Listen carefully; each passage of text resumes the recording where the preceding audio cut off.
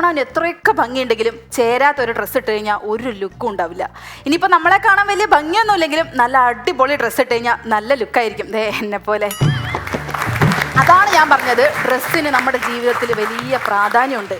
എന്തിനേറെ പറയുന്നു, ഏത് ഡ്രസ്സാണ് ഇട്ടിരിക്കുന്നേ എന്ന് ചോദിക്കാത്ത ഒരു പ്രണയം പോലും ഉണ്ടായിട്ടുണ്ടാവില്ല.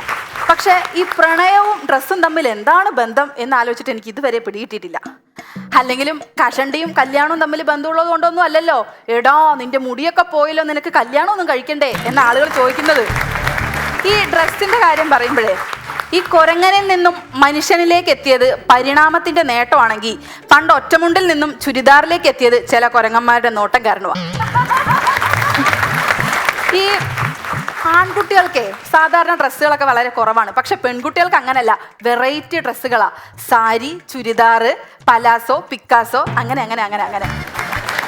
പക്ഷേ എൻ്റെ അമ്മാവന് ഈ ഡ്രസ്സുകളെ കുറിച്ചൊന്നും വലിയ ധാരണയില്ല കേട്ടോ. ഇതിൻ്റെ പേരൊന്നും അറിയില്ല. അപ്പം അമ്മാവൻ്റെ മോള് കഴിഞ്ഞ ദിവസം പറഞ്ഞ് അച്ഛാ എനിക്കൊരു ഷെർവാണി വേണമെന്ന്. പുള്ളിക്കാരൻ കടയിൽ ചെന്ന് ഒരു പാക്കറ്റ് സാമ്പ്രാണി വാങ്ങിച്ചോണ്ട് വന്നു.